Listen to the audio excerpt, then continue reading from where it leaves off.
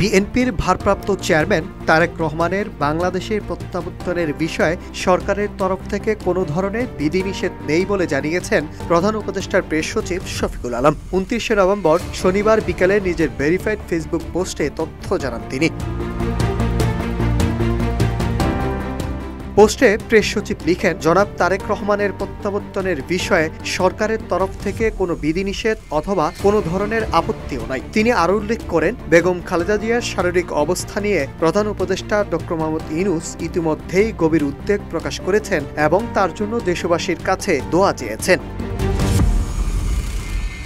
এর আগে হাসপাতালের সিসিইউতে অত্যন্ত সংকটাপন্ন অবস্থায় চিকিৎসাধীন বিএনপির চেয়ারপারসন ও সাবেক প্রধানমন্ত্রী বেগম খালেদা জিয়ার সংকটময় মুহূর্তে মায়ের পাশে না থাকতে পারার কারণ জানিয়ে তার ছেলে ও বিএনপির ভারপ্রাপ্ত চেয়ারম্যান তারেক রহমান ফেসবুকে লিখেছেন, সংকটকালে মায়ের স্নেহ স্পষ্ট পাওয়ার তীব্র আকাঙ্ক্ষা যে কোনো সন্তানের মতো আমারও রয়েছে, কিন্তু অন্য আর সবার মতো এটা বাস্তবায়নের ক্ষেত্রে আমার একক সিদ্ধান্ত গ্রহণের সুযোগ অবারিত ও একক নিয়ন্ত্রণাধীন নয়।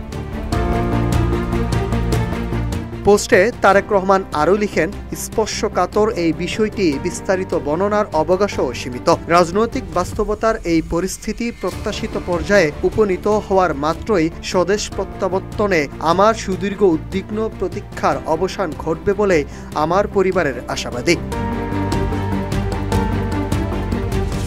মায়ের বর্তমানে শারীরিক অবস্থা জানিয়ে তিনি লিখেন, বাংলাদেশের সাবেক প্রধানমন্ত্রী দেশনেত্রী বেগম খালেদা জিয়া গুরুতর অসুস্থ ও সংকটাপন্ন অবস্থায় হাসপাতালের নিবিড় পরিচর্যায় রয়েছেন। তার রোগ মুক্তির জন্য দলমত নির্বিশেষে দেশের সব স্তরের নাগরিক আন্তরিকভাবে দোয়ায় অব্যাহত রেখেছেন।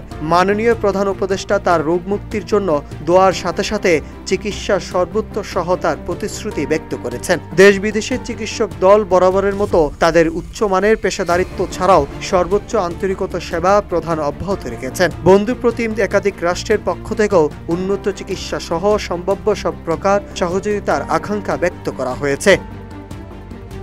Nahid Hasan, news desk, Ittefaq.